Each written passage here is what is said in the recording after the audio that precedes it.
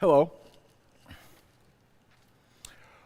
Pastor Leo A Cunningham. I am coming to you from the main sanctuary of Glenwood United Methodist Church located on the west side of Columbus, Ohio. It is Monday, November 1st, and this is not a filter. Stained glass, when sunlight comes through, has different effects on things. So it's the stained glass here that is causing this blue hue, this lighting effect. It's not a filter. Well, I guess it is a filter, but it's authentic sunlight coming through stained glass in our main sanctuary. So I thought I'd take a few minutes to reply back to a question someone got a hold of me with regards to something I said in yesterday's message. I appreciate the feedback, love the feedback. That tells me you're paying attention, that tells me you're listening, that lets me know you're trying to be engaged. So I made a statement during yesterday's message with regards to changing how you perceive things, about how some places are worried about one thing, but they really should be worried about something else. Or they're saying one thing, but not understanding it's not the same type of meaning.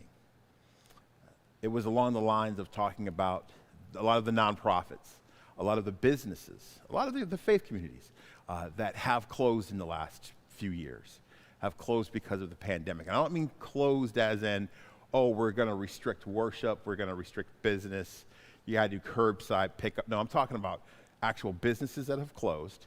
I'm talking about actual faith communities that have actually completely shut down and no longer exist.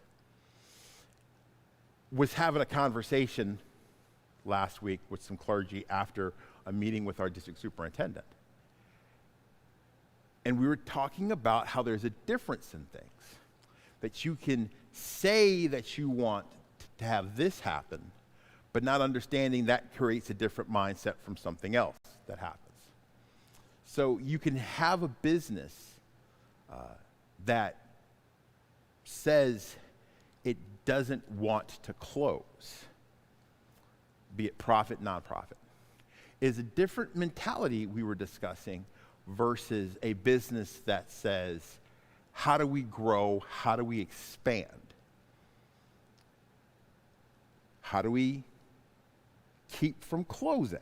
So your mindset there is focused on the closing versus a mindset that is focused on how do we stay open?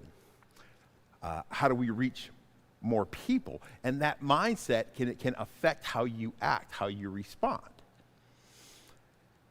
An example for that from the sports world, which I know some of you aren't always the best analogy to work off of, it's the difference between when you're playing and you have a lead. It's a difference between trying to maintain the lead that you have versus we're going to try to add more points. So if you are trying to, this is what I've got, this is what I'm trying to hold on to, I don't want to lose that. We've got the lead. We don't want to lose the lead. And so you will do things that you would not normally do that got you your lead versus we're already ahead.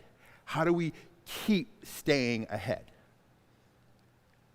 And a lot of times in the faith community, because we're a community made up of the world, we have complications with, well, I don't want to change. There's a resistance to change. Why do we have to change? Why are we doing this? And those are all fair questions. Those are legitimate questions to be asking.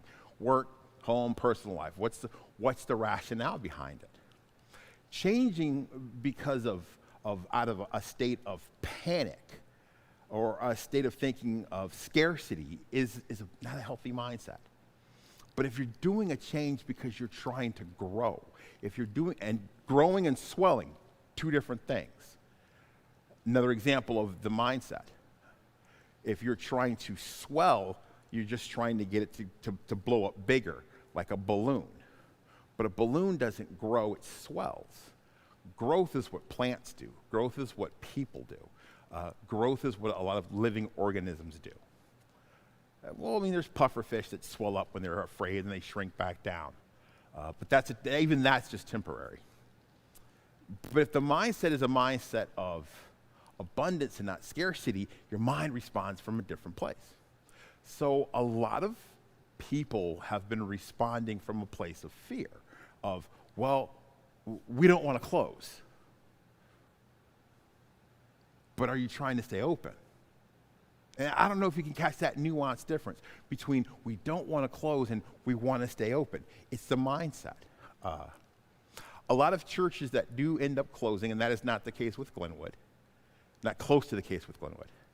A lot of churches that end up closing, close and they still have resources, financial resources. They still have money, they still have land, they still have property. A lot of them that close, they close because of the mindset that they have, because of how they are perceiving things, how they are looking at things. This is the renewing of your mind.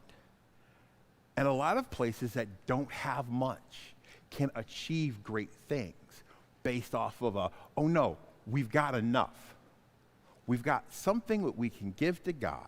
We have something that we can give to Jesus. We have something that the Holy Spirit, if we're willing to let go of it, can do so much more. Now, I'll give you a scriptural example for this one. It's a standard one that we use, and maybe you've never heard this one before, because I never assume anything I talk about, from a faith perspective. Jesus is trying to feed some people. He spent all day teaching. They have been in worship settings. There have been all of these things that are occurring. The end of the day comes, and Jesus' associates, his disciples, the apostles are like, it's late. You need to send these people away because, it's close to dinner time. And Jesus is like, well, you need to feed them. Well, we don't have enough to feed them. It would take year salary, it would take so much money to feed this amount of people that we don't have it. And Jesus asks, well, what do you have? And this one is a little strange because they're like, well, we've got a kid who's got some fish and some bread. Kind of threw the kid under the bus, it feels like, in a little bit of a way. But Jesus takes it. He asks God to bless it. He breaks it, and there's enough. That mentality. That's what I was talking about with yesterday's message, about you have to reframe it. There's a difference between, and my therapist and I have talked about this. Yes, I have a therapist. I have a doctor, I have a therapist, I've got Jesus. You can have all of these things in your personal faith. I talked about something similar in our last session with regards to me working with a personal trainer and me going to the gym. We talked about the fact that anytime I ever had any significant progress with regards to healthy living, there was always some type of tragedy connected to it. And we talked about the fact that it wasn't even about healthy living. It was about the fact that I was trying to process my pain and my grief. Dad died, threw myself in the gym. Lost 90 pounds within a few months after Dad died. Several years, it slowly started to come back. Lost 100 pounds when the divorce happened. Threw myself in the gym. Time went on. Slowly, the weight starts building back up. College, when I was definitely much poundage and healthier 30 years ago. But anytime it was about going to the gym, even then, it was more of a place of escape. There was this negative piece attached to it. And she said, we got to find a way to get you to view healthy living as not something negative. We have to find a positive motivator. You have to start viewing that as something fun and enjoyable, as opposed to a place to escape, as opposed to a place to take whatever it is that you're feeling and you're dealing with and shoving it down and trying to hide it inside of the weights.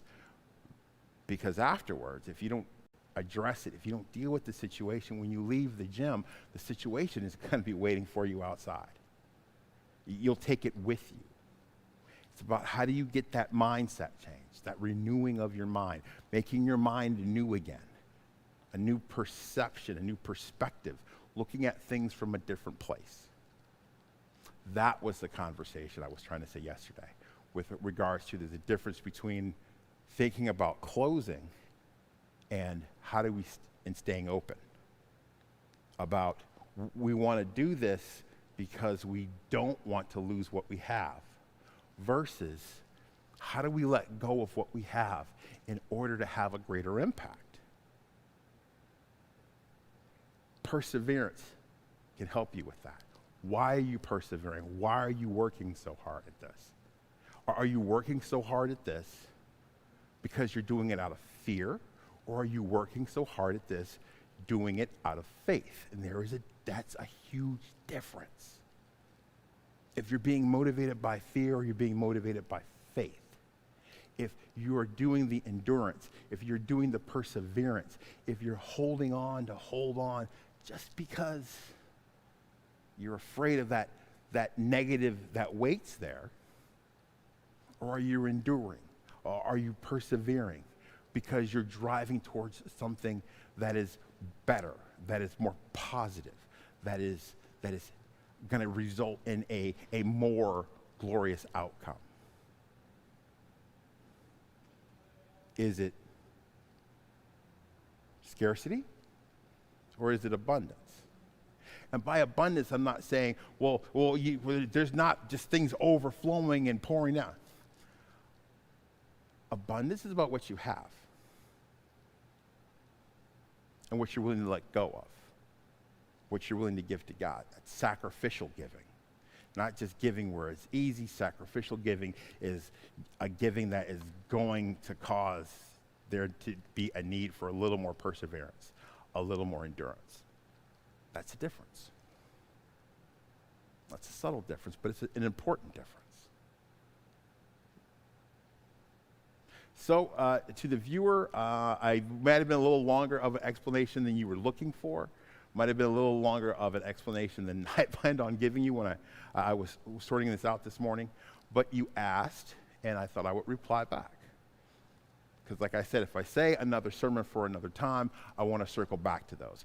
If there is a question, if I say something you're not clear about, reach out. You can call the church. You can, the comment section, Instagram, Facebook. We want to interact. We don't want this to be a monologue. We want this to be a dialogue.